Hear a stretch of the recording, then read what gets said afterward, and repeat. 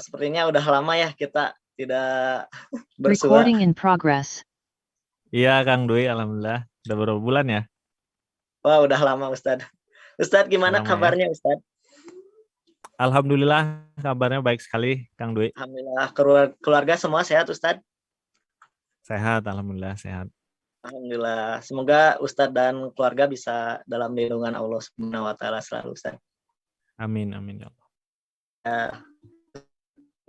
Jadi sekarang itu sedang rame-ramenya tentang layangan putus Ustadz. Jadi banyak banget khususnya yang ahwat-ahwat terdistract dengan layangan putus sehingga mereka tuh berubah pikiran Ustadz yang awalnya aku pengen nikah tahun 2022 aku harus nikah. Lalu muncullah tayangan tersebut. Kemudian niat baik para ahwat khususnya sedikit kendor nih Ustadz. Nih jadi harus ada recharger lagi Ustadz untuk teman-teman kita khususnya yang akhwat ya. Ikhwan pun demikian Ustadz. Tentang layangan putus nih Ustadz. Aduh. Iya. Baik insyaallah. Ya.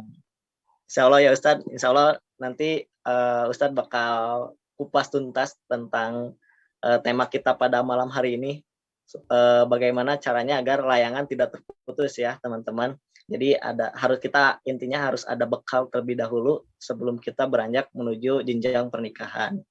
Nah, alhamdulillah karena Ustadz kita sudah datang, sudah masuk ke ruang Zoom ini, insya Allah kita bakal mulai untuk seminar kita pada malam hari ini.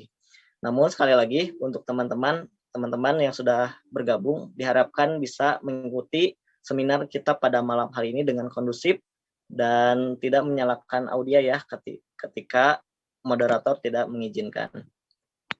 Baik, dengan mengucapkan bismillahirrahmanirrahim, kita mulai untuk seminar kita pada malam hari ini. Bismillahirrahmanirrahim. Kepada Ustadz Arif Rahman Lubis, waktu dan tempat kami persilahkan. Baik, terima kasih Kang Dwi. Terima kasih teman-teman dari Kokombi Singapura Indonesia yang telah mengadakan acara ini. Bismillahirrahmanirrahim. Alhamdulillahirabbil alamin. Alhamdulillahillazi hadana li hadza wa ma kunna linahtadiya laula an hadanallah. Allahumma shalli ala sayyidina Muhammad wa ala alihi washabbihi ajmain. Alhamdulillah teman-teman, pada hari ini ya, hari Jumat malam di awal bulan Rajab ya, di hari-hari awal bulan Rajab kita diberikan kesempatan oleh Allah Subhanahu wa taala untuk sama-sama belajar, sama-sama ngobrol sesuatu yang berfaedah. Yang temanya kalau menurut saya tadi menarik sekali ya, karena memang ini relevan dengan apa yang sedang viral saat ini, dan memang kaitan dengan isu perceraian, ya, isu perselingkuhan dan lain sebagainya itu nyata adanya di masyarakat, itu nyata adanya. Nah, kita tentu tidak hanya sekedar ingin tahu fakta-fakta terburuknya kan gitu ya, tapi yang lebih penting dari itu adalah kita butuh tahu, terutama bagi yang teman-teman belum nikah itu butuh tahu untuk bagaimana cara mempersiapkannya agar hal tersebut itu tidak terjadi. Ya. Banyak kebisaan Kang Dwi dan teman-teman, banyak kebisaan yang dimulai dari kekhawatiran.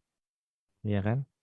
Kita takut atau khawatir tenggelam, maka kita belajar berenang kan gitu ya. Kita belajar untuk berenang biar kita nggak tenggelam. Nah, ketika seseorang itu mau menjadikan fenomena pembelajaran yang ada di sekitarnya, termasuk yang sedang viral dan lain sebagainya. Sekarang juga lagi viral ya, beberapa waktu ke belakang ini lagi viral tentang tayangan yang dipotong dari seorang ustazah lain sebagainya. Jangan menjadikan itu hanya sebagai sebuah ketakutan, tapi ketakutan yang menyebabkan atau kekhawatiran yang menyebabkan kita mau untuk belajar, untuk mau mempersiapkan. Makanya Rasulullah Shallallahu Alaihi Wasallam dulu teman-teman ketika ditanya oleh seorang Arab Badui, ya mata sa'ah, kapan kejadiannya hari kiamat?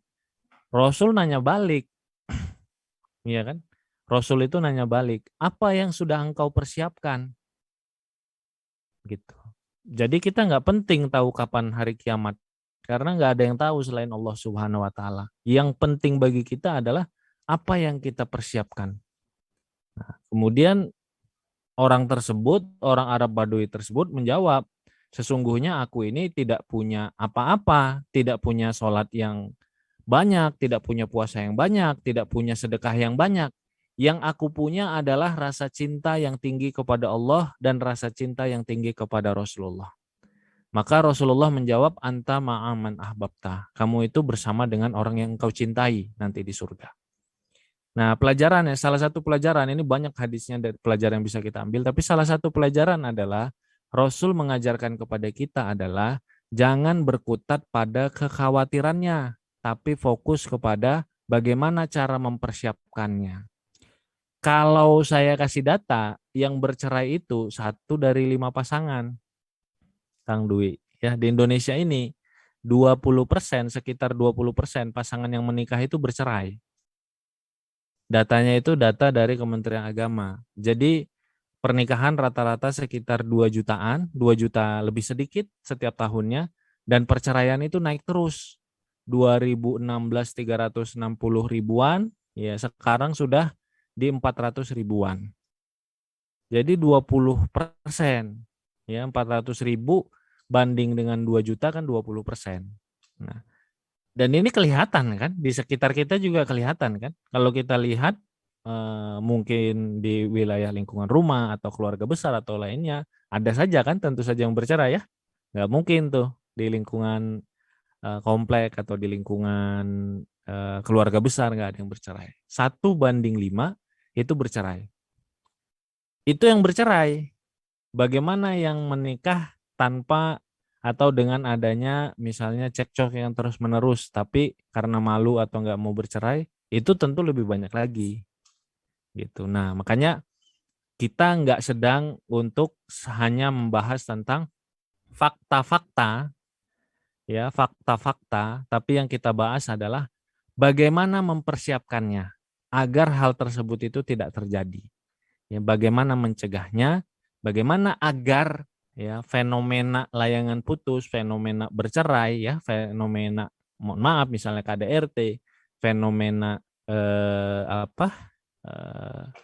suami yang malas tidak mau menafkahi dan lain sebagainya, itu mudah-mudahan sesuai semaksimal kita, ikhtiar kita, mudah-mudahan tidak terjadi pada keluarga kita. Itu yang akan kita bahas, teman-teman.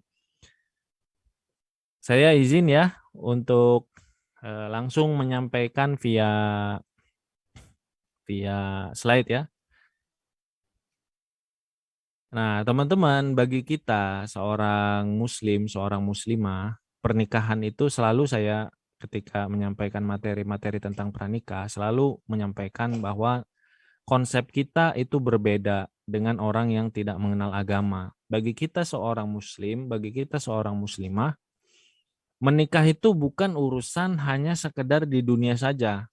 Kalau Kang Dwi nanti misalnya terkait dengan pernikahan sebagai seorang muslim, saya sebagai seorang muslim, memandang pernikahan itu adalah memandang perjalanan selama-lamanya sampai ke surganya Allah Subhanahu wa taala. Orang yang menikah dengan kita adalah orang yang akan bersama dengan kita di surganya Allah Subhanahu wa taala. Itu cita-cita kita. Jadi kalau kita sedang ta'aruf dengan seseorang, yang kita bayangkan adalah kira-kira saya sama dia itu nanti kalau bersatu masuk surga atau enggak. Kira-kira saya kalau dipimpin dia sebagai suami lebih dekat ke surga atau enggak. Kira-kira saya kalau memimpin dia sebagai istri, mudah enggak saya bimbing untuk menuju kepada surganya Allah Subhanahu wa taala.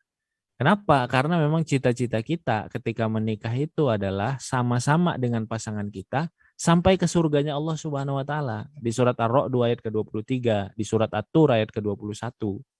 Kemudian mungkin yang sering kita dengar di surat At-Tahrim surat ke-66 ayat ke-6 ya, menjaga dari api neraka. Mereka bersama pasangan mereka, kalau di surat At-Tur bersama pasangan mereka, anak keturunan mereka masuk ke surga Adn.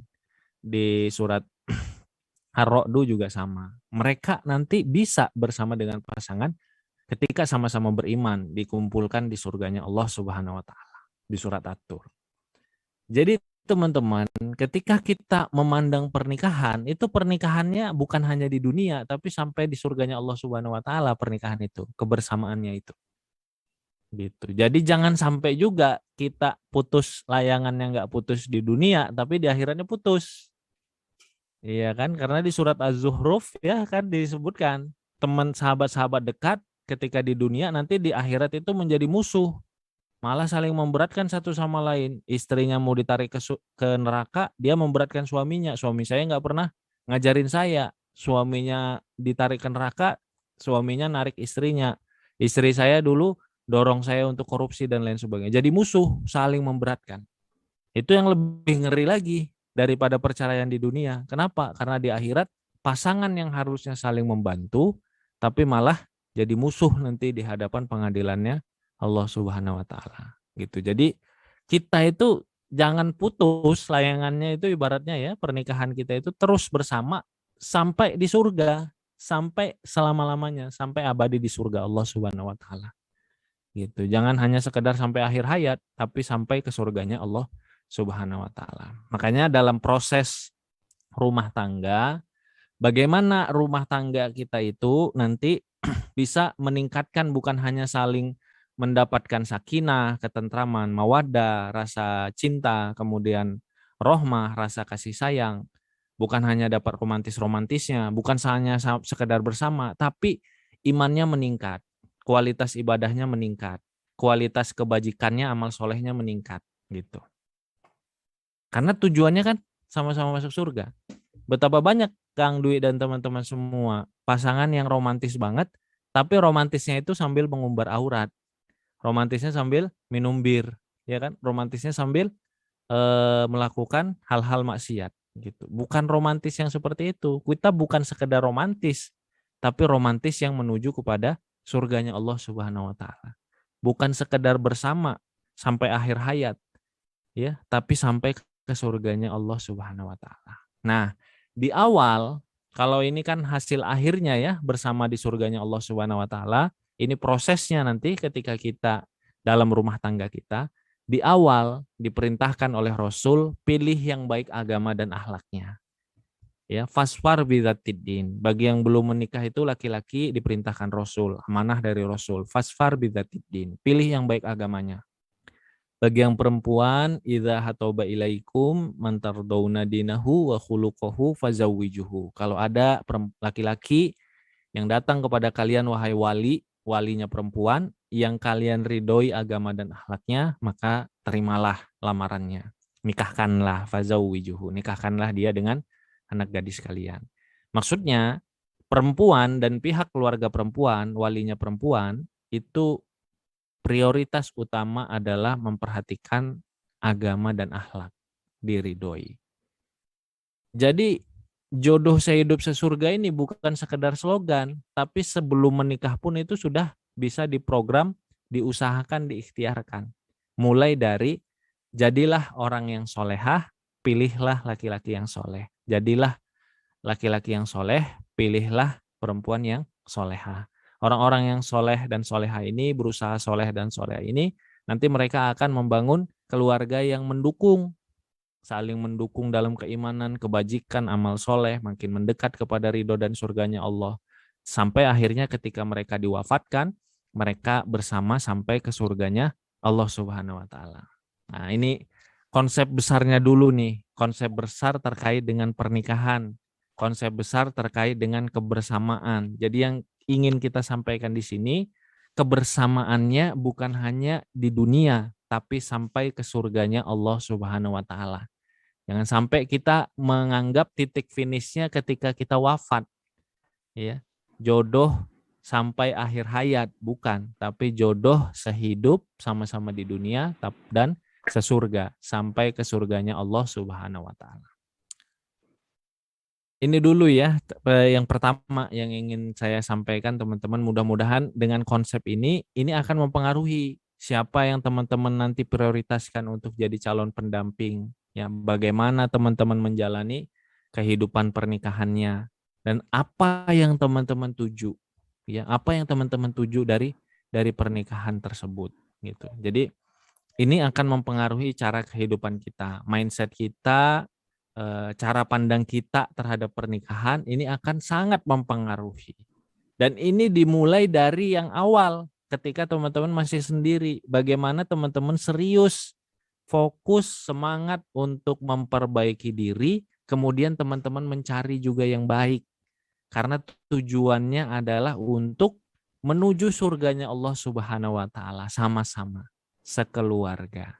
Ya, dimulai dari kitanya berusaha menjadi baik, kemudian kita mencari orang yang baik untuk jadi pasangan hidup kita sesuai dengan bagian kita, ikhtiar kita. Nah, ini secara konsep ya. Kemudian ada beberapa poin yang ingin saya sampaikan yang akan menjadi jawaban atas pertanyaan judul kita agar layangan tidak menjadi putus, khususnya bagi teman-teman yang belum menikah. Ya. Bentar kita mute dulu ya. Oke. Yang pertama, poin yang pertama ya, yang perlu kita lakukan walaupun ini kesannya klise tapi ini sangat penting adalah bagaimana kita memulai pernikahan kita. Dan bukan hanya memulai sebenarnya, ketika kalau ada yang di sini yang sudah menikah termasuk untuk saya, bagaimana kita sepanjang pernikahan kita, mulai dari awal sebelum kita menikah sampai seterusnya, kita senantiasa meluruskan niat kita untuk meraih ridho Allah Subhanahu wa taala. Ya, kita perlu menggali, perlu mengetahui dan perlu memfokuskan rumah tangga kita untuk meraih ridhonya Allah Subhanahu wa taala lewat keutamaan-keutamaan pernikahan. Nah, ini perlu ilmunya, perlu kita cari tahu bahwa pernikahan itu Kang Dwi dan teman-teman semua itu insya Allah akan membuat kita menyempurnakan separuh agama. Kan gitu ya, ini kan sering sekali ya. Kenapa menikah? Ingin menyempurnakan separuh agama. Bagaimana maksudnya menyempurnakan separuh agama? Menyempurnakan separuh agama itu maksudnya adalah dengan menikah, pasangan hidup kita itu akan membantu kita untuk semakin taat. Makanya cari yang taat. Kitanya berusaha taat, cari yang taat agar selalu mengingatkan agar makin taat gitu. Kalau pemabuk nikah sama pemabuk jadinya sama-sama mabok, ngingetin mabok gitu. Tapi yang berusaha rajin sholat, menikah dengan yang berusaha rajin sholat, insya Allah saling mengingatkan untuk yang sholat gitu maksudnya. Yang pertama menyempurnakan separuh agama, maksudnya menguatkan ketaatan. Yang selanjutnya menyempurnakan separuh agama itu adalah mencegah atau menjauhkan dari kemaksiatan. Dosanya laki-laki yang paling banyak itu kaitannya dengan dosa mata dan dosa syahwat, ya kan? Bagi yang belum menikah laki-laki, iya kan gitu. Karena saya kan pernah seperti itu juga kan, pernah jadi bujangan juga, laki-laki bujangan. Dosanya laki-laki adalah paling banyak kaitannya dengan mata dan syahwat. Dan ketika dia menikah, maka dia mempunyai orang yang bisa membantu dia. Ya, kalau sebelum menikah dia hanya dengan bantuannya hanya dengan berpuasa kan, seperti yang diajarkan oleh Rasul. Setelah menikah tidak seperti itu. Maka dalam Al-Qur'an bahkan disebutkan hunna libasul lakum wa antum libasul lahun.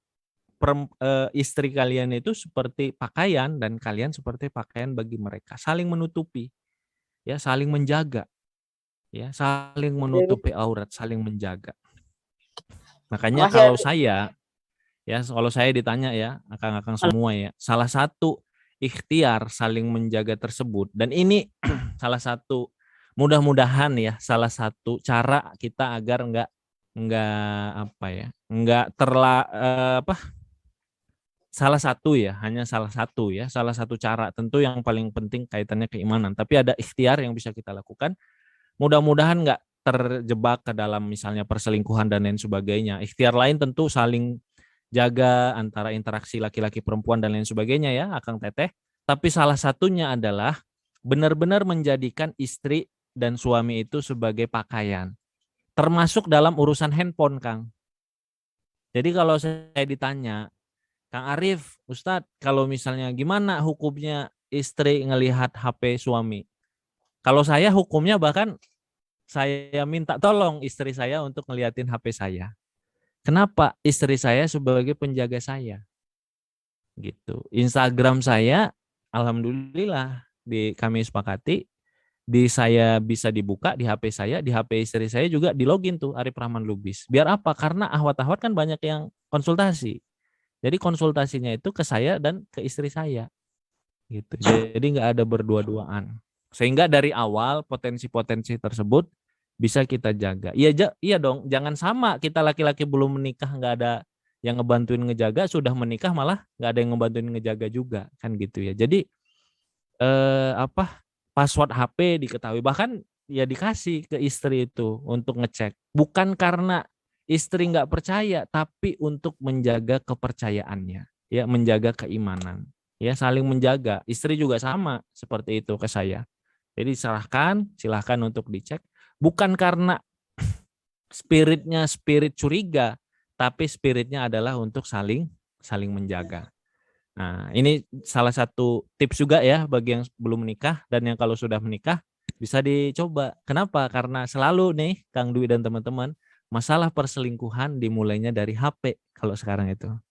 Dimulainya dari HP ya, dan ketahuan dan segala macamnya juga dimulai dari HP ya. Jadi HP itu jadikan pasangan hidup kita sebagai orang yang membantu kita untuk menjaga dijauhkan dari maksiat. Nah, balik lagi ya teman-teman. Niat.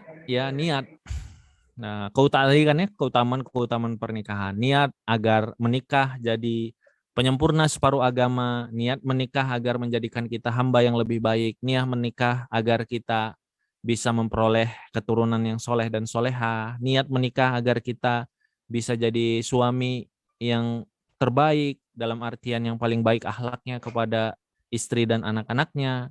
Niat menikah agar istri masuk surga dari pintu mana saja karena dia jaga sholat 5 waktu, jaga puasa, jaga tidak berzina dan taat kepada suaminya. Niat menikah agar istri masuk surga ketika dia wafat dalam keadaan suaminya ridho. Digali terus tuh apa kebaikan-kebaikan yang didapatkan dari pernikahan dan yang tidak didapatkan selain dari pernikahan. Teman-teman mesti menggali. Agar apa? Karena biar nanti kita fokus nikah kita semua hal. Kalau hidup ini kan biasanya ada ya bucket list ya, mau kemana gitu kan, mau traveling kemana gitu kan. Nah nikah kita juga ada apa disebutnya ya, nikah list ya. Tujuan nikahnya itu apa? Benar nggak saya jadi hamba Allah yang lebih baik? Benar nggak ibadah saya lebih baik? Benar nggak saya akhlaknya baik kepada istri? Benar nggak istri taat kepada suami? Benar nggak suami itu ridho? Bagaimana caranya? Kan gitu ya. Jadi niat itu penting. Karena lurusnya niat, kata Syekh Salim bin Abdullah bin Umar, ya cucunya Umar bin Khattab radhiyallahu anhu, ketika beliau menasihatkan kepada Khalifah Umar bin Abdul Aziz, lurusnya niat sebanding dengan sempurnanya pertolongan Allah. Kita kadang-kadang dibantu Allah dalam ibadah, termasuk dalam pernikahan kita. Modalnya modal niat, ya kan? Coba nanti malam ya, siapa yang bisa bangun tahajud kemungkinan karena niatnya benar-benar tulus dan benar-benar tekadnya benar-benar kuat, ya kan? Semua orang di sini kan pasti kalau lagi nggak berhalangan, lagi nggak mens, pasti bilang ingin tahajud kan, benar ya? Tapi yang nanti malam benar-benar bisa bangun jam 4 kurang atau jam 4, setengah jam sebelum subuh, itu yang niatnya benar-benar lurus, tulus, dan tekadnya kuat. Betapa banyak kita bisa bangun malam kan, jam 2, jam 3 untuk ke toilet, tapi habis itu kan tidur lagi. Nggak sempat sholat, ya kan? Hanya untuk 2 rakaat, 4 rakaat juga nggak sempat. Ya, tapi betapa banyak di antara kita ketika niat kita kuat, walaupun misalnya kita tidur baru jam 11 malam, tapi kita bisa bangun untuk sholat tahajud. Nah, niat sedekah, ya, niat umroh, ada nggak yang mau umroh? Modal niat doang ya, tiba-tiba dikasih hadiah dan lain sebagainya. Ya banyak ibadah dalam kehidupan kita itu yang modal niat lah, bisa disebut gitu kan, modal niat.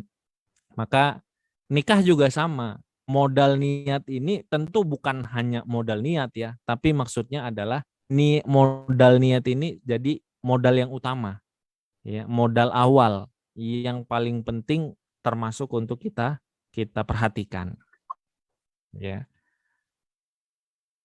Dan niat yang terus kita luruskan itu juga mudah-mudahan jadi jalan teman-teman agar kita dibantu Allah. Tadi tujuan utama kita sampai bersama dengan pasangan kita dan anak-anak kita ke surganya Allah. Makana lillahi abqa, kata Imam Malik. Segala sesuatu yang karena Allah itu abadi. Segala kebaikan maksudnya ya, segala sesuatu kebaikan yang karena Allah itu abadi. Kang Dwi beli makan atau beli pakaian, ya makannya habis, digunakan pakaiannya habis ketika lapuk, ya kan? Tapi ketika pakaiannya disumbangkan, pahalanya ke bawah-bawah sampai ke akhirat. Atau kalau pakaiannya pun dipakai, ditujukan untuk bisa menutup aurat, ibadah dan lain sebagainya, pahalanya ke bawah-bawah sampai ke akhirat. Bedanya apa? Sama-sama pakai pakaian, bedanya adalah ada niatnya, ya kan? Ada niatnya. Makana lillahi abqa. Kang Dwi ngasih orang 10.000 ya, biar dilihat calon mertuanya. Misalnya kan ya, oh ini sedekah. Ya ada sampai akhirnya tujuan tercapai menikah kan gitu ya. Tapi ketika ngasih tujuannya untuk ridhonya Allah Subhanahu wa taala, nanti di akhirat ketemu nggak sama sedekahnya itu? Ketemu dalam bentuk timbangan amal soleh. Makana lillahi abqa. Kalau kita berbuat kebaikan, kita paling penting salah satunya adalah pastikan kita berniat untuk Allah Subhanahu wa taala agar itu kebawa-bawa sampai ke akhirat. Makanya kalau kita ingin pernikahan kita kebawa-bawa sampai ke akhirat, sampai ke surga bersama pasangan dan anak-anak kita. Setiap kita berbuat baik kepada istri, setiap istri berbuat baik melayani suami, setiap istri dan suami berbuat baik, mendidik, merawat anak-anak, niatkan untuk Allah. Biar apa? Biar jadi timbangan dan kebawa-bawa sampai akhirat. Makana lillahi abqa. Segala sesuatu kebaikan karena Allah itu abadi. Jadi benar-benar nih masalah niat walaupun kesannya sepele ya, tapi dia kuncinya yang membedakan apakah nanti bisa terbawa sampai ke akhirat atau tidak. Nah, yang selanjutnya yang kedua, ini konteksnya memilih dan mengenali pasangan. Ya tadi ya paling awal nih, ketika kita mengatakan jodoh sehidup sesurga agar layangannya nggak putus di dunia termasuk di akhirat, pilih yang baik agama dan akhlaknya. Jangan salah pilih pasangan. Jangan salah pilih pasangan. Ya, kita tetap diwajibkan untuk memilih, ya berikhtiar. Ya, jangan sampai salah pilih pasangan. Bagaimana caranya? Caranya yang pertama tentu kita tahu kriteria pasangan yang paling prioritas. Boleh cantik, boleh kaya, boleh dari keturunan baik-baik. Kan kira-kira gitu ya hadis Rasulullah ya, tungkahul mar'atu li arba'in. Dinikahin perempuan karena 4 hal. 5 liha karena hartanya, wali hasabiha karena keturunannya, wali jamaliha karena kecantikannya, wali diniha karena agamanya. Boleh karena cantik, boleh karena kaya, boleh karena keturunan, boleh karena agamanya. Fasfar bidzatiddin taribat yadak. Tapi yang harus ada, pilih yang karena agamanya agar kalian beruntung. Jadi simple dalam Islam ini. Terserah mau nyari yang secantik siapa, ya, yang sekaya apa, yang keturunannya seperti apa, status sosial seperti apa. Tapi jangan pernah cari yang tidak beragama, yang tidak baik agamanya. Karena balik lagi, tujuan kita itu adalah masuk surga, dapat ridhonya Allah Subhanahu wa taala. Gitu. Jadi terserah mau cari yang seperti apa, dan yang penting orangnya mau ya, namanya nikah ya, mau cari yang tinggi-tinggi banget orang yang nggak mau ya nggak nikah-nikah nanti teman-teman. Intinya agamanya baik, akhlaknya mulia, tersisanya terserah Anda. Selama orangnya mau, sama-sama mau, ya nikahlah gitu. Yang penting agamanya baik, akhlaknya mulia. Yang lain-lain itu nanti bisa kita bahas ya. Nah, dalam ta'aruf fenomena akhir-akhir ini ya ada beberapa yang menjadikan ta'aruf itu kesannya itu asal-asalan ya, asal cepat-cepat saja, nggak tahu ini dari mana ininya, dari mana ilmunya, asal cepat-cepat saja. Efeknya apa? Efeknya adalah ketika ketemu itu kaget, kecewa, dan menemukan fakta-fakta yang mengerikan bisa jadi dari pasangannya. Karena bukan salah ta'arufnya, tapi salah orang yang mempraktekkan sesuatu yang katanya itu ta'aruf, ya. Ta'aruf tapi tidak pakai perkenalan, ta'aruf tidak mencari tahu tentang keluarganya, ya, sekitarnya dan lain sebagainya. Maka teman-teman kenalilah calon pasangan, ya. Apalagi kalau teman-teman nggak satu circle ya dengan calon suami atau calon istri itu, artinya nggak kenal secara lama gitu ya dengan orang tersebut ya, nggak dalam satu circle, teman-teman perlu cari informasi tentang dirinya secara menyeluruh dan mendalam.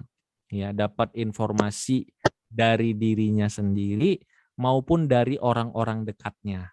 Ini perlu banget saya sampaikan ya, karena fenomena sekarang karena merasa udah ta'aruf ya sudahlah, saya percaya aja ya. Nah, enggak seperti itu juga, apalagi kalau kita belum tahu dia circle-nya di mana, kitanya sendiri belum tahu orang ini secara jangka panjang dan lain sebagainya. Maka seperti kata Umar bin Khattab, kalau mau melihat kualitas seorang laki-laki, lihat dari orang-orang dekatnya. Siapa dia itu? Dia adalah orang yang perjalanan jauh atau yang lama bersama dengan dia. Itu satu pihak tuh yang bisa ditanyain. Yang kedua, orang yang bermuamalah, ya. Muamalah itu ya sekomunitas, ya. Kemudian seorganisasi, sekantor, kemudian sebisnis, terus muamalah. Yang ketiga, orang yang dalam sebuah riwayat orang yang bersengketa, dalam arti agar tahu nih akhlaknya ketika dia marah gimana si laki-laki ini. Ya, ketika dia nggak senang sama seseorang ini gimana. Atau di tempat lain orang yang ketika kamu memberikannya amanah, amanah pekerjaan atau amanah tugas atau lain sebagainya. Yang jadi amanahnya dia, bagaimana dia menyelesaikan amanah. Nah, jadi kalau saya simpelkan, teman-teman ketika ta'aruf, kenallah dirinya secara menyeluruh, mendalam, keluarganya secara menyeluruh, mendalam, dan cari tahu, dapat opini kedua, ketiga, keempat dari orang-orang di sekitarnya tentang dirinya. Ya. Jadi udah standar aja teman-teman, kalau namanya ta'aruf itu saling tukeran nomor teman-teman dekat juga boleh untuk saling tanya, itu juga nggak apa-apa gitu ya. Nanti minta tolong ke pendampingnya, sampaikan tentang hal ini agar nanti ta'arufnya bisa untuk ngontak teman kerjanya. Jadi bukan bukan tadi ya, modalnya itu bukan karena tidak percaya, bukan, tapi karena ingin menjalankan apa yang disampaikan Umar bin Khattab tadi, bahwa kita boleh untuk mencari tahu dirinya dari teman-temannya, gitu. Simpelnya gini, kalau Kang Dwi ditanya, Kang Dwi orangnya gimana? Kang Dwi ngejawab ya, saya orangnya baik, orangnya soleh, sholat tepat waktu ke masjid, misalnya kan gitu ya, rajin sedekah 100.000 setiap hari, selalu puasa apa. Boleh percaya nggak? Boleh, ya kan? Kang? Boleh. Tapi apakah langsung percaya? Belum tentu. Tapi kalau misalnya kita tanya Kang Dwi, jawabannya seperti itu. Nanya ke ibunya, jawabannya seperti itu. Nanya ke tetangganya, jawabannya seperti itu. Nanya ke teman kerjanya, jawabannya seperti itu. Nanya ke teman di kampusnya dulu, jawabannya seperti itu. Nanya ke orang-orang sekitarnya, jawabannya stabil, Kang Dwi. Rajin puasa, senang sedekah, sholat selalu di awal waktu. Kemungkinan kepercayaan kita lebih besar nggak? Lebih besar. Gitu. Nah itu ya, mudah-mudahan masuk kan ke ini kita, sehingga namanya ta'aruf itu nggak asal-asalan gitu, nggak sekedar tukar CV kemudian lirik-lirikan kemudian nyetrum-nyetrum kemudian udah nikah lah, nikah bukan kayak gitu gitu. Makanya nanti ada kejadian tiba-tiba keluaran ta'aruf, suaminya mohon maaf ya homo, suaminya suka sama laki-laki, nggak dicari tahu.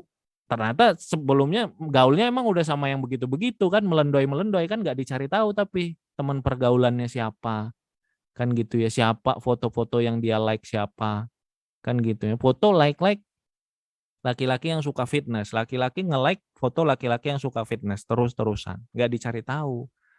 Ini bukan untuk rekan bisnis loh teman-teman, ini untuk teman hidup gitu loh. Ini untuk teman hidup. Jadi kita nggak bisa asal-asalan. Ya, saya kalau selalu ngomong ya, Kang Dwi punya uang 1 miliar, berani nggak investasi ke teman tapi temannya belum dikenal, portofolionya pinter bisnis enggak, amanah enggak, pasti nggak berani kan, Kang? Gitu. Enggak, Kang, enggak berani. Nggak Takut. berani, takut. Nah, untuk uang 1 miliar atau 100 juta atau kadang-kadang jangankan 100 juta ya, 10 juta juga nggak berani kita kan, ngasal-ngasal kan, nitip-nitip ke orang kan. Nah, ini masalah kehidupan kita. Masalah kehidupan kita. Kita nikah sama siapa itu kira-kira masalah kehidupan kita. Dan teman-teman, ini saya nggak apa-apa ya, agak nakut-nakutin ya. Memang kelihatan gitu. Teman-teman, dari 20% dari 400 ribuan perceraian itu, 70% itu bukan dari talak, tapi dari gugatan cerai istri. Artinya apa? Artinya ada proses. Kalau talak kan langsung, ya secara agama itu kan langsung. Talak ya sudah langsung cerai. Tapi ketika gugatan itu lewat pengadilan. Dan prosesnya itu belum tentu. Karena belum tentu laki-laki yang, mohon maaf ya, yang berandal dan segala macam mau ngelepas perempuan yang bisa jadi baik. Belum tentu mudah itu dilepasnya. Dan prosesnya kadang-kadang ribet, ya, prosesnya ribet. Makanya ini saya bahasa yang ini nih penting nih, bahasan tentang ta'aruf itu. Jadi jangan karena sekarang lagi bagus fenomena ta'aruf, bagus ya. Saya termasuk juga yang men-sharing, mendakwahkan ini tentang ta'aruf ya, tapi jangan sampai asal-asalan. Ya, karena ternyata salah satu cara agar layangannya nggak putus ya dari milih calon ini gitu loh. Dari milih calon ini. Salah satu agar tadi kan step awal agar pernikahan sampai ke surganya Allah, yang pertama pilih yang diridhoi agama dan akhlaknya, yang baik agama dan akhlaknya. Baik ya, yang selanjutnya kita agak cepet-cepet ya. Sudah 2 poin, yang pertama tadi niat, yang kedua pilih kenalin pasangan. Nah, ini komitmen. Ini komitmen kayaknya saya nggak panjang-panjang lah ya. Intinya adalah perceraian itu kira-kira gini, disebabkannya salah pilih, yang kedua nggak komitmen, yang ketiga nggak punya ilmu. Nah, komitmen ini kaitannya dengan ilmu juga, pemahaman kita ya tadi ya, dengan niat ya, dengan pemahaman bahwa pernikahan itu nggak sepele ya, bukan hal yang sebenarnya ini sudah saya ulang-ulang tadi sebelumnya, kaitan dengan niat juga, bahwa ini sesuatu yang penting, bahwa ini adalah perjanjian yang agung ya, bahwa kita akan mempertanggungjawabkan semua yang kita lakukan kepada istri kita. Istri mempertanggungjawabkan semua yang dilakukan kepada suaminya. Dan kita kalau sudah punya jadi orang tua akan mempertanggungjawabkan apa yang kita lakukan kepada anak-anak kita. Makanya bagi teman-teman yang belum menikah, minimal sebelum menikah ketahuilah peran teman-teman. Kalau jadi istri itu apa sih tanggung jawabnya? Minimal tahu kan? Minimal tahu ya. Biar nanti ketika sudah menikah tidak melakukan kezoliman kepada suami ya. Kenapa? Karena nggak menjalankan perannya, atau suami ya menjalankan mengetahui perannya. Paling simpel misalnya, suami sekarang ada beberapa yang nggak punya komitmen, dia sebagai qawwam, salah satu tugas qawwam adalah menafkahi. Sehingga yang istrinya tulang rusuk jadinya tulang punggung. Gitu ya. Di mana-mana suami itu wajib menafkahi walaupun harta istri atau penghasilan istri itu lebih besar daripada penghasilan suami. Bahkan kadang-kadang kan ada mulai fenomena sekarang ya, calon suami nanya istrinya kerjanya apa, ya kan, takut nggak bisa bantu dia, kan gitu ya, takut nggak bisa bantu dan lain sebagainya. Padahal kaitan dengan nafkah itu adalah amanah di suami dan kemuliaannya suami, ya, ladang pahalanya suami. Bagaimana tidak?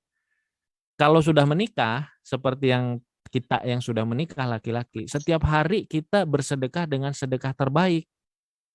Kan Rasulullah menyampaikan, sedekah kepada keluargamu, anak istrimu, sedekah kepada kerabat, sedekah kepada fakir miskin, sedekah kepada anak yatim, dan orang-orang yang membutuhkan. Yang paling besar pahalanya adalah sedekah kepada anak dan istri. Kenapa? Karena itu kewajiban. Kalau yang lain itu sunnah, dan kewajiban itu pasti lebih utama daripada yang sunnah. Nah, suami harus tahu ini. Artinya apa? Kalau belum nikah dia kan bisa jadi hari ini sedekah, bisa jadi besok enggak kan gitu ya. Namanya orang sedekah kan kadang-kadang mau, kadang-kadang enggak. Kadang-kadang lapang, kadang-kadang enggak. Tapi ketika dia sudah jadi suami, otomatis sebenarnya setiap hari dia bersedekah dengan pahala yang terbaik. Kenapa? Karena dia memberikan nafkah. Kecuali ya ini tadi, suami-suami yang enggak paham perannya. Sehingga dia enggak ngasih nafkah. Dan Rasulullah memberi peringatan. Cukup dikatakan berdosa seseorang yang menyia-nyiakan, menelantarkan orang yang menjadi tanggungannya. Maksudnya anak dan istrinya. Gitu. Jadi kita ini yang suami perlu tahu apa, dan bukan hanya itu ya, apa yang jadi tanggung jawab kita. Ada tugas untuk mendidik, ada tugas untuk melindungi, ada tugas untuk memimpin, memberikan pengarahan tapi bukan otoriter dan lain sebagainya. Nggak cukup kalau dibahas sekarang, tapi suami laki-laki sebelum menikah pahami teman-teman nanti ketika jadi suami itu tanggung jawabnya apa. Jadi nggak cuma ngerti aku terima nikahnya, tapi juga tahu konsekuensi di balik kata itu. Bahwa teman-teman nanti nanggung nafkahnya, teman-teman mendidiknya, teman-teman menjauhkannya dari api neraka, kan gitu ya. Ku anfusakum wa ahlikum naro itu artinya teman-teman menjauhkan istri teman-teman dan anak teman-teman dari api neraka. Teman-teman mengayominya dan lain sebagainya. Yang perempuan juga sama. Ketika suaminya mengatakan aku terima nikahnya, saat itu sudah jadi akad bahwa teman-teman jadi istrinya. Nah, itu berlaku tuh, sudah muncul argonya. Yang namanya istri itu tanggung jawabnya apa kepada suami, tanggung jawabnya apa kepada keluarga, kepada anak. Nah, itu muncul argonya. Jadi sebelum argonya jalan, ya teman-teman belajar dulu.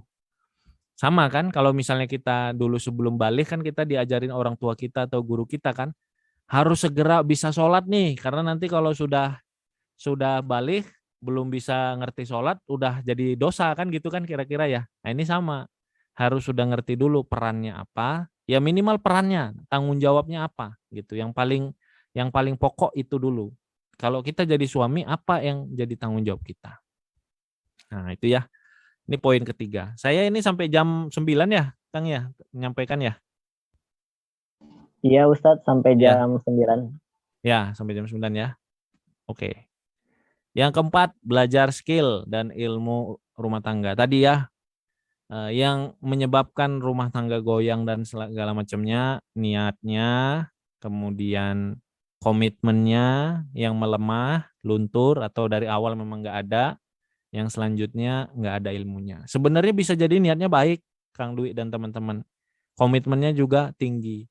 Tapi karena nggak tahu ilmunya, menjalankannya, akhirnya penuh cekcok. Ya, akhirnya berantem terus gitu. Akhirnya seuzon terus antara suami dan istri, ya. Banyak nih yang bisa menyebabkan itu. Misalnya laki-laki perempuan ternyata berbeda psikologisnya. Contoh aja ya, dalam menyelesaikan masalah. Kalau laki-laki kayak Kang Dwi, saya, Kang Fauji Ahmad, kalau misalnya ada masalah, yang kami lakukan itu adalah diem, kemudian menarik diri kan, pengen sendiri untuk memikirkan solusinya kan gitu ya. Tapi kalau perempuan kebalikannya Kang, perempuan ketika ada masalah dia curhat. Kalau perempuan ada masalah dia curhat, dia menangis, dia curhat kepada orang yang dia percaya. Makanya nanti jangan sampai kita sebagai suami, kalau istri ada masalah, kita menganggap cara penyelesaian istri sama seperti kita, mau sendiri. Jadi kita biarin istri kita kalau ada masalah, dia kesal sama kita, karena dia butuh teman curhat sebenarnya. Kebutuhannya beda, kebutuhan emosinya. Nah, itu perlu diketahui, yang seperti itu tuh. Ya, sambil berjalan diketahui, perlu diketahui.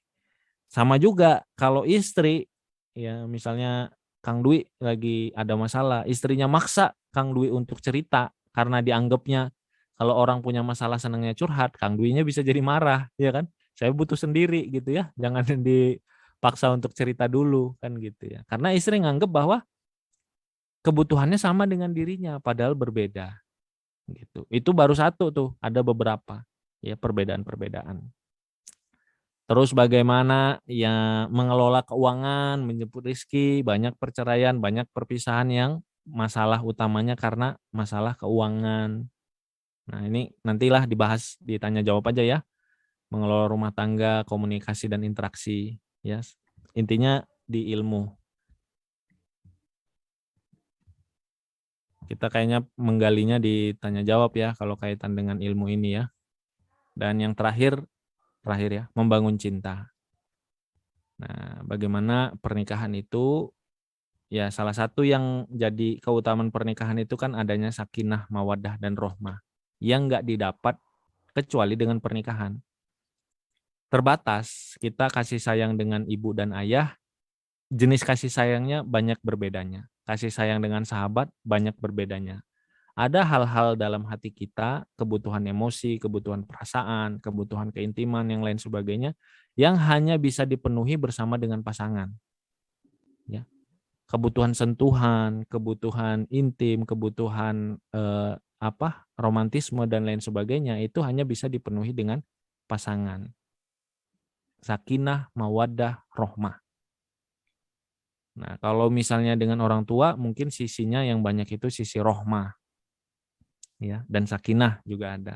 Tapi kalau mawaddah, cinta kasih yang dia intim, romantis, ya, menyala-nyala, bergairah, itu hanya ketemunya sama pasangan hidup antara istri dan suami, gitu. Rohmah kita dapatkan ke anak atau ke orang tua, ya, kasih sayang gitu ya, kasih sayang ke anak, kasih sayang dari orang tua itu kita dapatkan. Tapi mawaddah itu spesial, hanya didapatkan dari hubungan antara laki-laki dan perempuan, cinta kasih antara laki-laki dan perempuan, asmara antara laki-laki dan perempuan. Makanya ini kebutuhan jiwa. Allah sudah tahu, makanya kita diperintahkan untuk menikah. Dalam Islam itu nggak ada menjadi soleh seperti misalnya kaum kaum agama yang lain, misalnya dengan kerahipan, dengan tidak menikah menjadi lebih soleh, nggak ada. Ya, dalam Islam itu ketika memang punya kemampuan untuk menikah, maka menikahlah. Ya.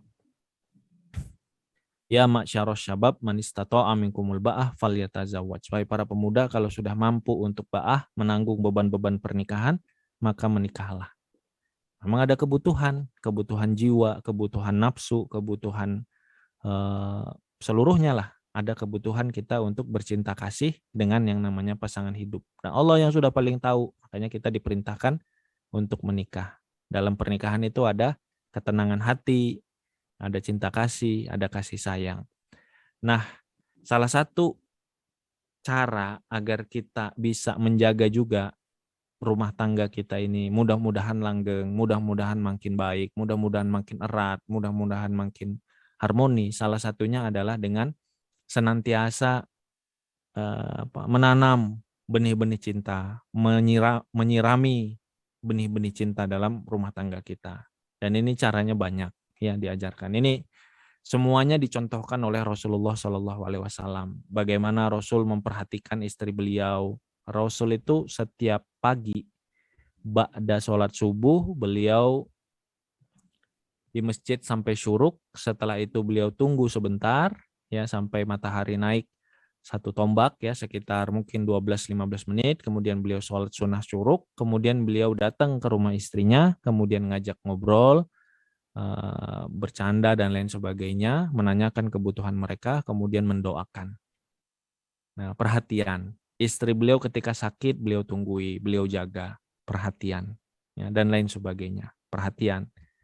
Kemudian bagaimana Rasul nggak bisa banyak-banyak ya contohnya ya. Contohnya sebenarnya banyak, tapi karena kita waktunya 4 menit lagi, jadi saya kasih sedikit-sedikit saja contohnya. Bagaimana beliau berkorban untuk pasangan hidupnya, untuk istri beliau, memberikan bantuan yang tulus. Paling simpel, Ibunda Aisyah ketika ditanya oleh sahabat, apa yang beliau lakukan, Rasulullah Shallallahu Alaihi Wasallam lakukan ketika di rumah. Beliau, Ibunda Aisyah radhiyallahu anha menyampaikan, beliau itu melayani dirinya sendiri dalam urusan kerumah tanggaan. Ya, beliau kadang menjahit sendalnya sendiri, beliau memerah susu sendiri dan lain sebagainya. Gitu. Jadi ini para suami ya, nanti kalau yang laki-laki ya jangan, ini masalah urf ya, masalah kebiasaan. Kebiasaan di kita kan macam-macam ya. Adat budaya ini macam-macam ya. Tapi kalau kita ikuti kebiasaannya Rasulullah Shallallahu Alaihi Wasallam, Rasul itu ngebantuin istrinya urusan rumah tangga. Ya, jadi jangan malu kita untuk bantu nyuci piring. Apalagi kalau misalnya yang bantu di rumah itu lagi libur atau lagi nggak ada, ya istri kerepotan dan lain sebagainya, kita asik main-main saja. Padahal Rasul itu kurang sibuk apa, tapi ketika beliau di rumah, beliau bantu istrinya dalam urusan rumah tangga. Ini bentuk cinta kasih juga. Dan selalu ya kalau misalnya udah nikah ya teman-teman, romantis, yang salah satu yang paling romantis bagi istri adalah ketika dia kerepotan dibantu sama suaminya, katanya begitu. Ya, kalau repot ngurus anak, anaknya 2, masih 1 bayi 1 balita gitu ya, repot harus ngurusin setrikaan dan lain sebagainya, tapi suaminya hanya rebah-rebahan dan lain sebagainya, terluka hatinya, ya sedih perasaannya. Kenapa? Karena nggak dibantu, ya. Tapi ketika suaminya walaupun lama ya, mungkin 1 jam nyuci piringnya, harusnya kalau istri mungkin nyuci piringnya 15 menit, ya ini suami nyuci piringnya 1 jam, lama gitu ya, nyapu lama gitu ya, kayak nggak ada progres, tapi istri tetap senang. Kenapa? Karena ada perasaan dibantu, ada perasaan diperhatikan gitu loh. Walaupun ya sepertinya sih ngebantunya ya paling berapa persen lah gitu ya dari seabrek-abrek pekerjaan rumah tangga itu, tapi istri tetap merasa dihargai, dibantu, dan tidak ditinggalkan untuk menyelesaikan urusan-urusan itu sendiri. Jadi penting nih kita yang laki-laki ya, yang perempuan juga sama, bagaimana nanti ketika suami ada kesulitan-kesulitan dibantu. Terus Jangan kata-kata gitu yang deh, baik, Bunda udah ngomong lo berapa kali lo teh. waktu berkualitas ya, waktu berkualitas bersama dengan pasangan ya. Kemudian sentuhan, ini mah nggak dibahas ya bagi yang belum menikah. Intinya Rasul sangat banyak bersentuhan dengan istrinya. Ya, makanya kita kalau dengan pasangan kalau sudah nikah ya, ya seperti Rasul lah. Rasul itu mah senang sekali mencium pipi istrinya, Rasul senang memeluk istrinya, Rasul bahkan mandi bersama dengan istrinya dan lain sebagainya. Jadi itu perlu juga untuk dipelajari nanti. Kemudian memberikan hadiah. Tahaddu, tahabbu. Saling memberi hadiah, maka kalian akan saling mencintai. Kalau sama sahabat aja kita saling memberi hadiah, apalagi sama pasangan hidup ya. Nah, mungkin demikian teman-teman. Jadi tadi ada berapa tuh? Ada 5 ya, ada 5 hal yang bisa kita persiapkan. Kalau belum menikah itu mempersiapkan agar kita nggak putus layangannya, nggak putus rumah tangganya, bukan hanya di dunia, tapi sampai ke surganya Allah Subhanahu Wa Taala, insya Allah. Yang pertama meluruskan niat, yang kedua benar-benar ikhtiar sebaik mungkin memilih dan mengenali calon pasangan kita, yang ketiga menguatkan komitmen, yang keempat ini hanya sekilas saja tadi ya, belajar ilmu dan skill kerumah tanggaan, yang kelima membangun cinta dalam rumah tangga kita. Ya, mudah-mudahan 5 hal ini tentu dari sisi waktu ya hanya sebagian-sebagian yang bisa saya kupas, tapi mudah-mudahan jadi awalan teman-teman agar lebih semangat lagi mencari, dan mudah-mudahan jadi bekal yang baik untuk teman-teman menuju kepada pernikahannya. Demikian Kang Dwi, mohon maaf teman-teman semua kalau ada kesalahan materi ataupun kekurangan dalam penyampaian. Saya kembalikan ke Kang Dwi untuk kita bisa sesi selanjutnya. Silakan Kang. Alhamdulillah, syukran jazakallah Ustadz tadi atas penyampaian materinya yang sangat luar biasa tentang kiat-kiat agar layangan tidak terputus. Alhamdulillah, kalau saya pribadi sangat tergugah Ustadz atas tadi apa yang disampaikan oleh Ustadz tentang kiat-kiat agar layangan tidak terputus. Nah, mungkin teman-teman di sini masih banyak pertanyaan ya terkait apa yang tadi Ustadz sampaikan, dan saya sudah merangkum beberapa pertanyaan yang tadi teman-teman sampaikan melalui kolom komentar. Insya Allah saya akan sampaikan untuk pertanyaan-pertanyaannya. Namun sebelum kita masuk ke sesi tanya jawab, sekali lagi saya ingin mengingatkan kepada teman-teman yang memiliki media sosial, jangan lupa untuk memfollow Instagram dari kokombi_sgi, kemudian di Facebooknya ada kokombi sgi, dan YouTube-nya ada kokombi sgi juga ya. Dan bagi teman-teman yang tahun ini sedang merencanakan untuk pernikahan dan sedang mencari wedding organizer yang syar'i, teman-teman bisa menggunakan jasa wedding organizer dari Haluma Wedding Organizer. Insya Allah pelayanannya sangat luar biasa dan teman-teman akan diberikan yang terbaik untuk proses pernikahannya. Baik, kita langsung aja ke sesi tanya jawab. Dan tadi sebelum ke sesi tanya jawab tadi Ustadz kan menyinggung tentang kisah cintanya Rasulullah ya. Nah, jadi teman-teman insya Allah nanti di bulan Maret itu kita akan ada seminar lagi. Insya Allah yang akan menjadi pematerinya itu salah satunya adalah Ustadz Arif Rahman Lubis. Jadi teman-teman yang mengikuti hari ini harus banget ngelanjutin materinya di seminar selanjutnya ya. Nanti admin akan share untuk posternya. Baik, kita masuk ke sesi tanya jawab. Tadi ada beberapa pertanyaan. Yang pertama itu Ustadz, untuk pertanyaan pertama, bagaimana sikap seorang istri jika ada suami yang melakukan kekerasan kepada dia? Itu pertanyaan yang pertama, kurang lebih saya coba singkat Ustadz, karena tadi pertanyaannya panjang-panjang. Kemudian yang kedua, bagaimana kalau misalnya kita memilih pasangan yang berbeda mazhab, apakah akan bermasalah untuk kita kalau misalnya kita menikah dengan pasangan yang berbeda mazhab? Terus yang ketiga pertanyaannya,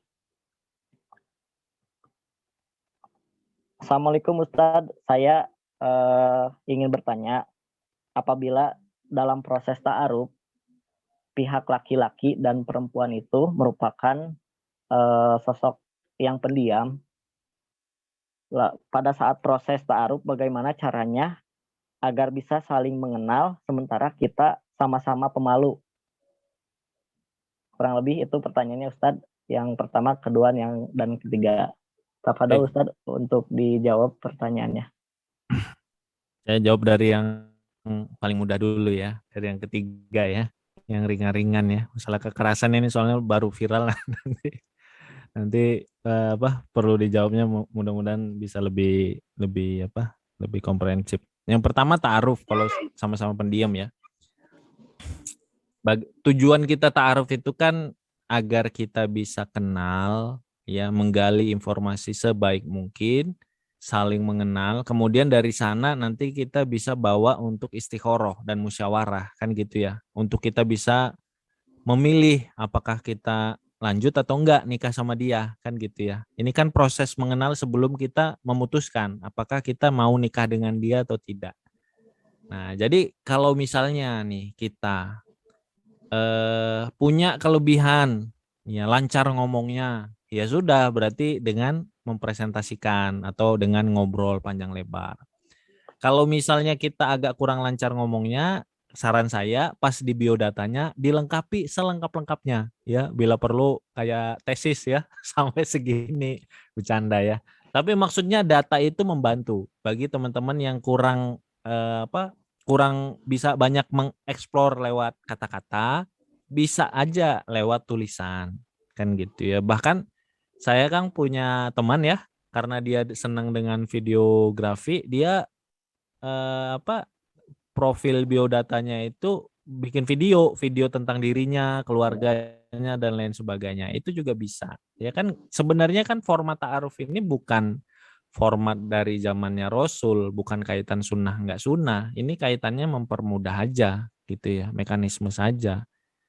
Kalau nanti di masa depan berapa ratus tahun lagi kalau masih ada kehidupan ya gitu ya, masih Allah takdirkan, dengan cukup ngetik nomor KTP kemudian langsung keluar semua data-data diri, ya itu bisa juga ta'arufnya nggak usah banyak-banyak lebar ngomong-ngomong kan gitu ya, bisa jadi seperti itu, cukup masukin sidik jari langsung keluar video-video penjelasan tentang dirinya dan lain sebagainya. Jadi kalau kita kurang bisa ngomong, yang bisa dilakukan itu lengkapi hal-hal yang bisa menjelaskan tentang diri kita yang tanpa harus kita ngomong ya, yang tanpa harus kita ngomong. Kemudian bisa juga kita dibantu, dan ini sering dilakukan ya, kita dibantu dengan pendamping. Pendamping itu tugasnya kan bukan cuma jadi kayak apa ya namanya ya, kalau orang lagi berdua gitu, seperti obat nyamuk ya, bukan cuma diem di situ ya. Pendamping itu seperti moderator, seperti Kang Dwi ini. Pendamping itu moderator. Jadi ketika misalnya forumnya sepi, nggak ada yang nanya misalnya ya, nah Kang Dwi nanti menanya mengajak agar bertanya. Bahkan biasanya kalau nggak ada pertanyaan sama sekali, biasanya moderator dulu yang nanya kan gitu ya. Nah, sama Betul, kalau Ustaz. misalnya sama-sama diem, moderatornya pendampingnya paham, pendampingnya yang nanya ke salah satunya. Nah, boleh dong diceritain masa kecilnya. Nah, gitu. Boleh dong diceritain misalnya pendidikannya dan lain sebagainya. Jadi itu pendamping yang baik itu seperti itu. Dia juga bisa sebagai moderator dan menggali informasi.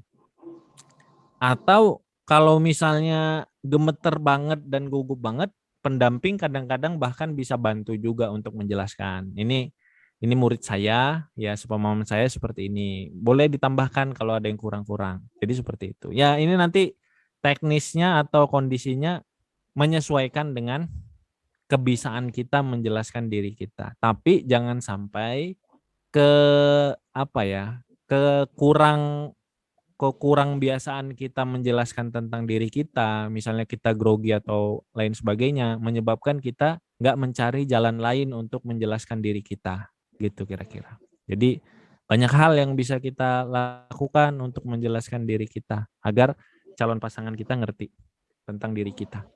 Yang selanjutnya beda mazhab bagaimana? Ya paling ideal sebenarnya sama ya. Kan teman-teman udah belajar dari kecil, misalnya teman-teman pesantren Salafiyah, pesantren NU, kemudian teman-teman SMA, kemudian teman-teman pendidikan tinggi ya, kemudian terus belajar, sudah punya nih cara beribadah, mazhab beribadah ya, cara berdakwah ya, yang dianggap ya idealnya mah sama ya, biar gampang. Jadi nggak perlu ada penjelasan lagi kenapa sih harus kunut gitu kan, nggak perlu penjelasan lagi kenapa nentuin awal Ramadan itu harus dilihat langsung mataharinya gitu ya, cari lihat hilalnya, kenapa nggak lewat perhitungan aja astronomi dan lain sebagainya. Nah, belum lagi nanti bagaimana cara kita berdakwah kepada masyarakat, caranya kan berbeda-beda. Paling idealnya sebenarnya begitu. Jadi apakah beda mazhab bermasalah? Bisa bermasalah, bisa tidak. Bermasalah ketika orangnya sangat kekeh dan fanatik dengan mazhabnya. Jadi nganggap bahwa yang di luar dia itu salah gitu ya. Kalau mau dakwah itu harus begini, kalau nggak seperti ini masalah ya. Kalau ibadah itu harus begini. Kalau misalnya duduk eh, apa ketika 2 rakaat harus seperti ini, ketika subuh harus seperti ini, ketika harus begini, harus begini, harus begitu, dan di luarnya salah. Nah, kalau nikah dengan orang yang seperti itu, ya teman-teman ada konsekuensinya. Pasti akan disalah-salahkan dan akan sangat sulit. Tapi ketika misalnya bisa saling paham dan saling ngerti ya. Ibu saya banyak amalannya NU, bapak saya Muhammadiyah. Tapi alhamdulillah sampai akhir hayat baik-baik aja. Itu karena memang udah sudah saling memahami. Paling nanti ada penyesuaian-penyesuaian. Akhirnya kan sama-sama belajar ya. Oh iya, akhirnya disepakati. Ada yang bisa disepakati, tapi ada juga yang sampai akhir hayat beda gitu dan nggak apa-apa gitu. Jadi nanti tergantung dengan siapanya yang berbeda mazhab itu. Kalau mau ideal mah idealnya sama ya, biar langsung gerak aja udah, nggak usah banyak hal-hal yang didiskusikan atau diperdebatkan lain sebagainya. Dan tergantung usianya, tergantung kebutuhannya. Nanti kalau bisa jadi usianya masih 21 ya masih bisa lihat-lihat lain sebagainya ya. Tapi kalau usianya mungkin sudah di atas 30 dan lain sebagainya, ketika orangnya soleh, orangnya baik, orangnya nggak fanatik dengan mazhabnya, ya sudah insya Allah itu mudah-mudahan jalan yang terbaik dari Allah. Kan kita udah ikhtiar sebelumnya. Mungkin gitu ya Kang. Jadi yang terkait beda mazhab ini nggak bisa dipukul rata juga, baik atau enggaknya. Kalau Selanjutnya dalam kekerasan. Ustaz, kalau Gimana Kang? misalnya yang itu, kalau misalnya udah terlanjur menikah nih, tadi di pertanyaannya Nggak tuh apa-apa. kira-kira pihak mana yang harus mengikuti, apakah pihak akhwat yang harus mengikuti suaminya atau misalnya kebalikannya atau bagaimana Ustadz itu? Kalau misalnya udah terlanjur berkeluarga gitu. Ini agak repotnya ya. Kalau para sahabat ikut yang mana? Ikut kepada kebenaran agama. Jadi sahabat dulu ikut kemana? Nanya pasti sama Rasul. Kalau sekarang kan enggak. Ustadznya nanti beda-beda. Kalau beda mazhab kan ustadznya beda. Akhirnya kan harus ada Betul, yang mengalah. betul. Nah, saran saya yang mengalah itu yang paling waras lah, yang paling berusaha untuk mempertahankan keutuhan keluarganya. Ya, Oh iya. mungkin seperti yang nanya ini istrinya ya. Jadi mudah-mudahan Teteh bisa seperti itu sambil pelan-pelan. Pelan-pelan artinya apa? Ketika berbeda itu tetap saja harus mau untuk sama-sama mencari tahu. Minimal cari tahu bahwa oh yang dilakukan suami itu ada dalilnya. Oh yang dilakukan istri itu ada dalilnya. Sehingga kalaupun nanti akhirnya kesepakatannya ngikut kepada salah satu, itu tidak menjadi seolah-olah kesepakatan maksiat atas agama karena memang ada dalilnya.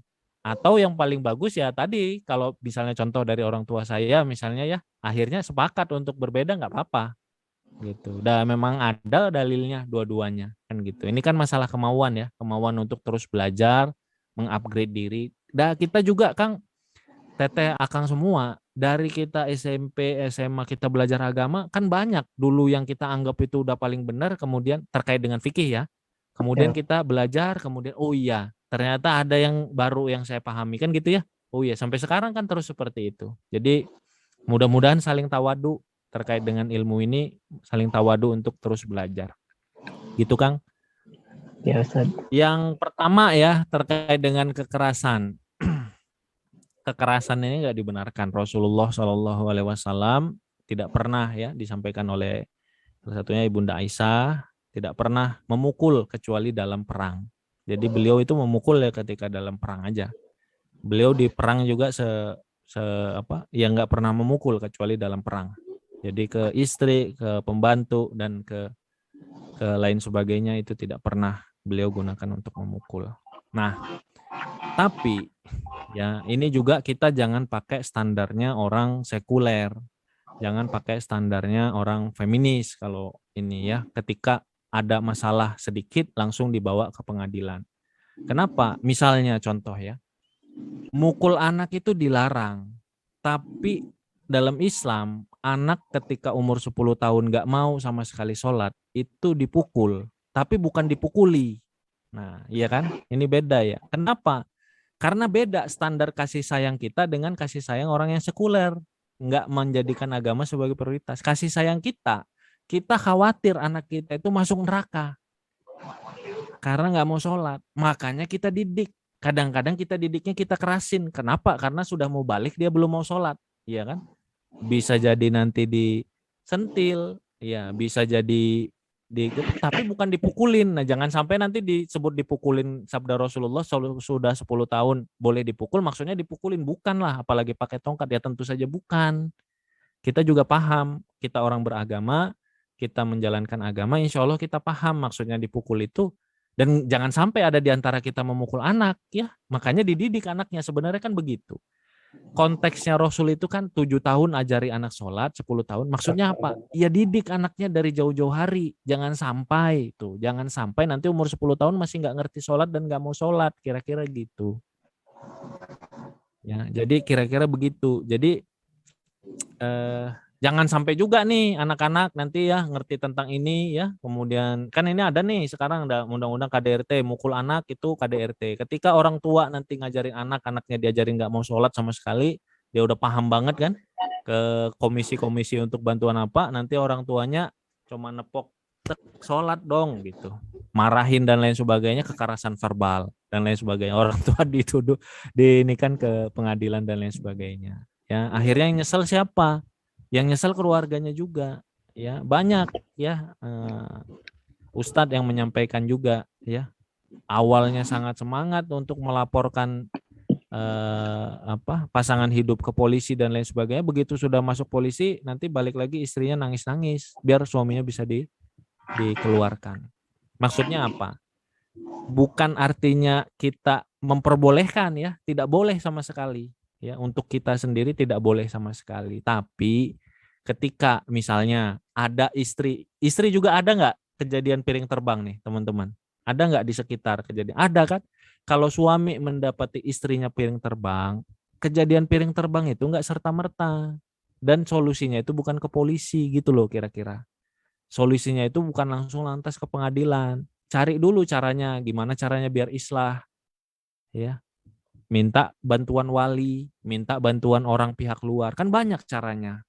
Kalau ujung-ujungnya ke pengadilan angkanya nggak 20% lagi tuh, bisa jadi 70% tuh perceraian. Kalau semua masalah ada piring jatuh, piring terbang, apalagi Kang kalau dalam rumah tangga ya, UFO dan segala macam itu banyak kejadiannya. Kalau urusan pernikahan semuanya dituntaskan di pengadilan, ya repot lah kita. Itu maksudnya. Ini bukan artinya ada sama sekali boleh ya kelakuan KDRT dan segala macam. Tapi maksudnya harus dicegah dari jauh-jauh hari. Kan nggak serta-merta tiba-tiba. Kecuali gini ya, kecuali memang laki-lakinya tukang main pukul. Apa-apa itu pukul ya, berpisah itu adalah cara yang terbaik. Ya, tapi kalau dimulai awal dari dia misalnya marah, kemudian marahnya pakai kata-kata binatang. Nah, dari sana sendiri itu teman-teman yang perempuan yang sebagai istri harus sudah mulai menasihati, harus sudah mencari cara. Jangan sampai dibiarkan terus-menerus sehingga nambah tuh awalnya marah, binatang, nendang-nendang pintu, kemudian nendang teman-teman. Jangan dibiarkan. Ketika udah mulai ngomong binatang harus mulai di stop. Harus sampaikan ke wali, mulai minta bantuan, mulai menasihati, mendoakan dan lain sebagainya. Gitu ya. Karena kalau yang saya pahami banyak mungkin ketika ada konsultasi ini kalau memang laki-lakinya bukan yang tipenya suka mukuli seperti itu ya, artinya menuju ke sana itu ada step-stepnya. Nah, itu jangan dibiarkan step-step ke sananya itu. Mungkin gitu ya, Kang ya. Dengan kekerasan ya, agak dibahas agak luas karena jawabannya bukan bawa ke pengadilan gitu ya, atau biarkan saja, bukan seperti itu jawabannya. Nggak bisa kita jawab seperti itu gitu. Dalam kehidupan nggak sesimpel itu gitu loh. Diselesaikan di pengadilan atau diselesaikan dengan sabar, nggak selesai dengan seperti itu. Enggak, Kang?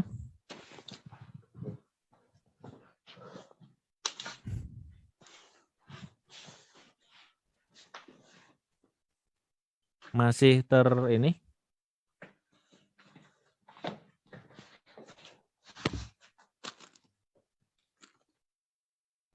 masih termute Kang Dwi.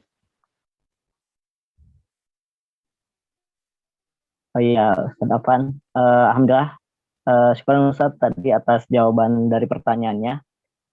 Alhamdulillah sekarang masih ada waktu kurang lebih 10 menit lagi Ustadz. Jadi Ya, kita silakan. manfaatkan untuk menjawab pertanyaan dari teman-teman yang dari kolom komentar. Ini ada beberapa pertanyaan, cuman ada beberapa Ya. hal yang akan kita jawab. Pertanyaannya itu yang pertanyaannya, apakah sebelum pada saat proses ta'aruf seorang laki-laki itu harus menceritakan masa lalunya, baik itu masa lalu yang buruk atau yang baik. Nah, bagaimana Ustaz terkait pertanyaan tersebut ketika proses ta'aruf? Ya. Akan hal tentang kebaikan Ustaz, bagaimana? Ini langsung dijawab atau beberapa pertanyaan seperti tadi? Langsung dijawab aja ya. Ya, langsung jawab dari Ustaz. Oh ya. Nah, kalau kita ta'aruf, mana yang boleh diceritakan? Aib mana yang boleh diceritakan? Ya, Syekh Utsaimin ini membahas agak detail terkait ini. Aib yang boleh diceritakan itu adalah aib yang kaitannya dengan ketika kita menjadi suami atau istri itu masih terbawa-bawa. Baik itu sifatnya penyakit, baik sifatnya psikologis. Contoh ya, orang tua bercerai itu kan aib. Tapi ketika kita nikah dengan dia akan mendapati mertuanya bercerai, itu kan akan terbawa. Nah, itu harus dikasih tahu tuh. Ya. Tapi kalau misalnya bapaknya, misalnya dulu pernah, mohon maaf, misalnya pernah KDRT, dan sekarang udah nggak pernah, dulu pernah sekali saja, dan sudah bertobat, sudah ini, jangan diceritain lagi urusan bapak dulu. Tapi kalau berpisah diceritakan. Kemudian dia punya penyakit. Dulu dia punya penyakit panu, kadas, kurap apa gitu ya, waktu ketika SD ya. Kemudian udah sembuh. Kan nggak ngaruh tuh untuk masa depan dia kan, ketika jadi suami istri, nggak usah diceritain. Tapi ketika dia misalnya mohon maaf, misalnya punya penyakit apa migrain, masih tuh terus ada, itu diceritakan. Nah, sama maksiat juga sama. Kalau maksiatnya tentu saja harapan kita maksiatnya sudah ditobati. Dulu playboy, Kang Dwi, misalnya ada orang laki-laki playboy, punya 73 pacar. Wah, ini lebih dari 70 ya pacarnya. Tapi dia udah sudah tobat 10 tahun ini sudah tobat.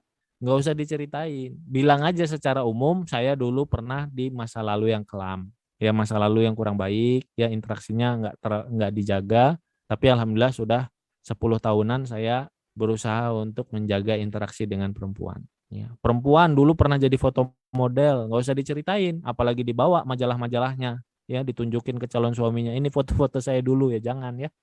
Jadi kaitannya dengan aib-aib maksiat-maksiat yang sudah Allah tutupi dan kita sudah bertaubat, tidak perlu untuk diceritakan. Demikian, Kang.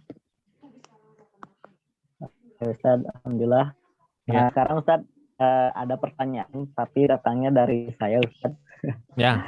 Jadi gini, silakan. Ustaz, sedikit sharing.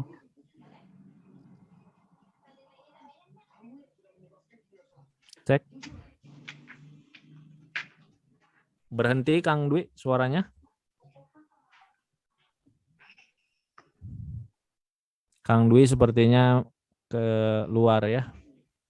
Kita coba nih. Oke, silakan. Baru masuk lagi Kang Dwi. Ya ini Ya. sinyalnya agak kurang baik di sini. Ya. Jadi ini Ustaz, ada pertanyaan dari saya pribadi. Bagaimana sih sikap kita ketika kita tuh udah ta'aruf beberapa kali tapi selalu gagal gitu. Sebenarnya apa sih yang harus kita evaluasi gitu? Kenapa bisa sampai gagal beberapa kali gitu Ustaz? Kira-kira apa sih gitu yang harus dievaluasi? Ya. Ya, yang pertama kita perlu mengerti juga bahwa jalan orang itu kadang berbeda-beda.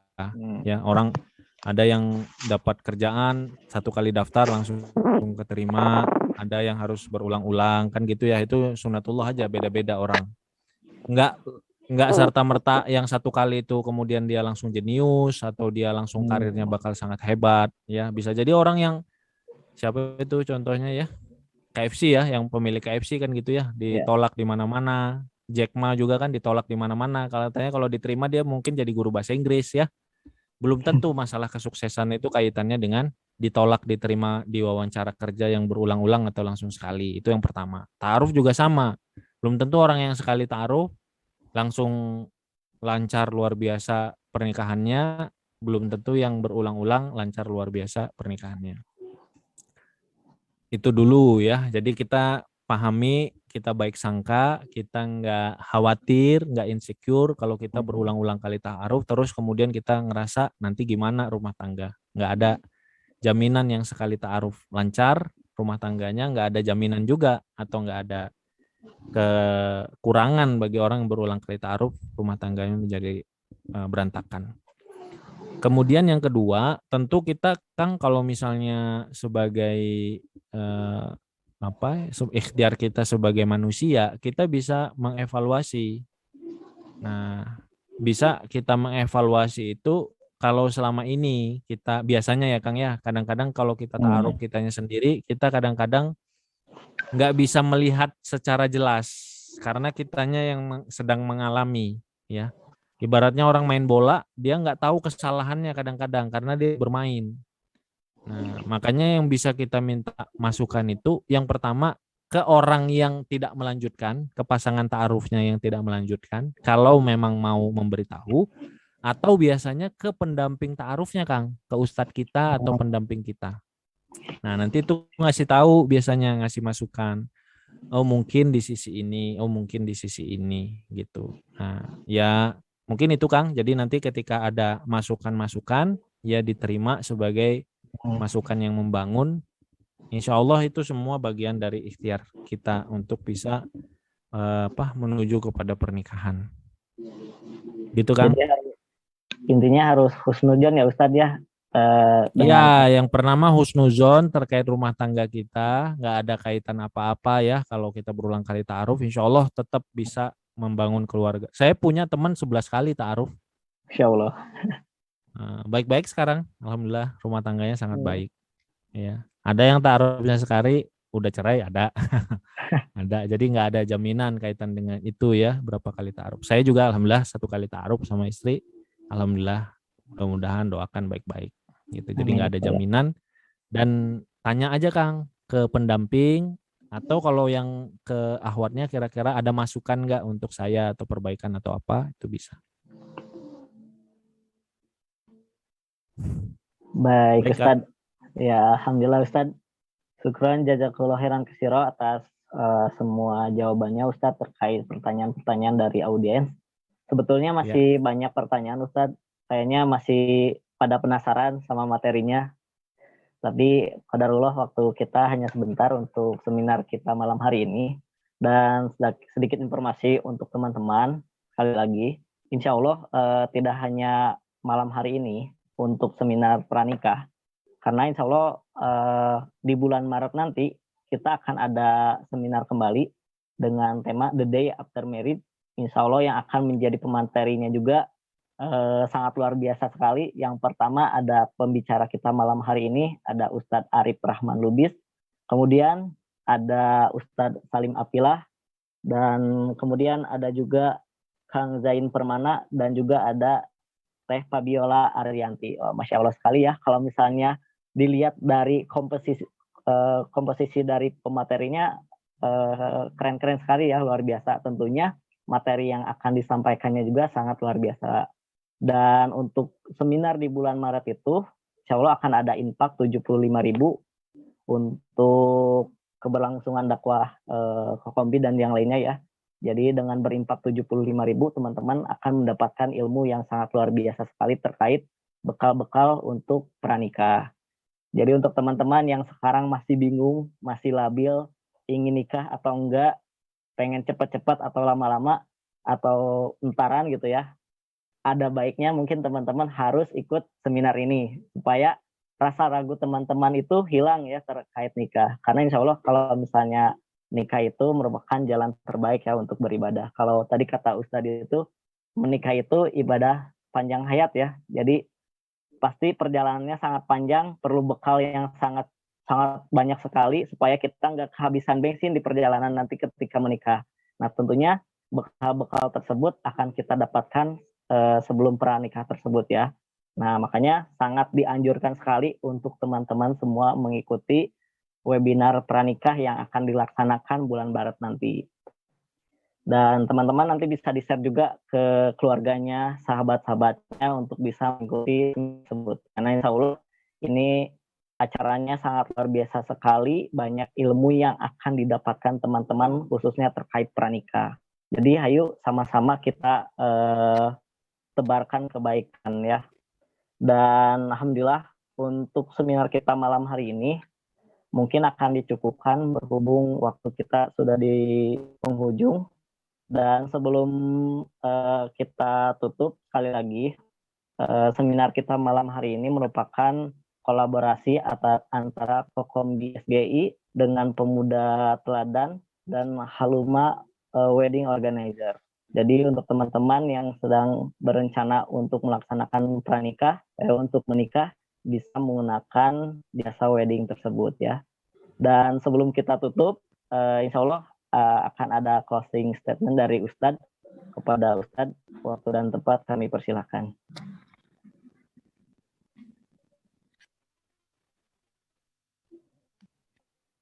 Lah teman-teman, ya kita berdoa mudah-mudahan apa yang kita bahas, apa yang kita obrolkan malam ini menjadi salah satu cara agar Allah Subhanahu wa taala menurunkan ilmunya kepada kita, menurunkan hidayahnya kepada kita, menurunkan pemahaman kepada kita, ya, menurunkan pertolongan agar kita bagi teman-teman yang belum menikah dipertemukan dengan jodoh terbaiknya, agar Allah meluruskan selalu hati kita, membersihkan kita, sehingga kita bisa menjadikan pernikahan itu sebagai sesuatu yang memang kita tujukan untuk meraih ridho Allah.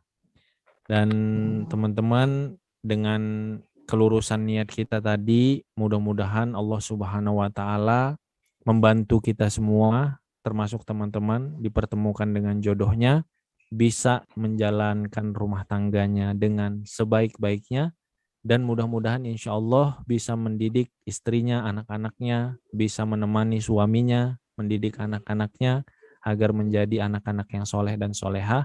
Dan tujuan akhir kita, selalu ingat tujuan akhir kita adalah bersama-sama di surganya Allah Subhanahu wa taala. Makana lillahi abqa. Segala sesuatu yang karena Allah itu abadi.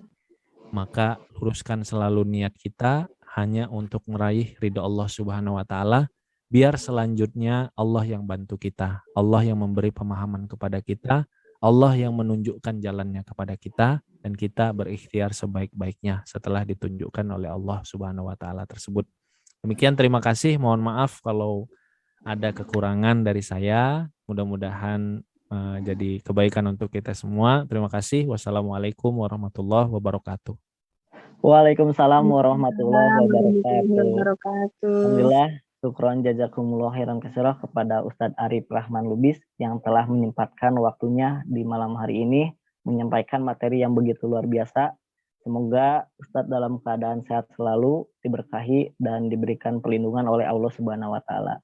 Dan kami mengucapkan terima kasih kepada teman-teman yang sudah mengikuti seminar kita pada malam hari ini. Dan harus diingat teman-teman bahwa teman-teman di sini yang mengikuti seminar malam hari ini sudah satu langkah dalam ilmu-ilmu pranikah ya. Jadi kurang afdol kalau misalnya teman-teman tidak melanjutkan langkah teman-teman dalam kegiatan seminar kita selanjutnya. Jadi kami menyarankan untuk teman-teman bisa mengikuti seminar kita selanjutnya, webinar kita selanjutnya yang insya Allah akan kita laksanakan di bulan Maret tanggal 5 sampai 6 Maret ya. Dengan pemateri-pemateri yang sangat luar biasa. Yang pertama ada pemateri kita pada malam hari ini, Ustadz Arif Rahman Lubis. Kemudian ada gue star kita, Ustadz Salim Apilah, dan yang lain-lainnya ya. Insya Allah akan ada 4 pemateri yang luar biasa yang akan mengisi webinar kita di bulan Maret. Jadi sekali lagi, teman-teman kurang afdol nih kalau misalnya ikut seminar malam hari ini, tapi nggak ikut seminar yang selanjutnya ya. Tadi kalau lihat di pertanyaannya masih banyak pertanyaan yang bakal dikupas di webinar kita nanti bulan Maret ya. Kenapa tadi nggak disampaikan pertanyaannya? Karena pertanyaan dari teman-teman itu akan dikupas di webinar selanjutnya. Ya, dan selanjutnya jangan lupa untuk teman-teman senantiasa memfollow media sosial dari kokombi_SGI. Kemudian ada Kokombi SGI untuk FB-nya dan ada YouTube-nya yaitu Kokombi SGI. Dan juga teman-teman bisa memfollow media sosial dari Pemuda Teladan Official dan juga Haluma Wedding Organizer. Nah, terima kasih untuk teman-teman yang mengikuti webinar kita pada malam hari ini. Semoga apa yang kita kerjakan hari ini mendapatkan keberkahan dari Allah Subhanahu wa taala. Terima kasih kepada Ustadz yang telah meluangkan waktunya untuk bisa mengisi webinar kita malam hari ini.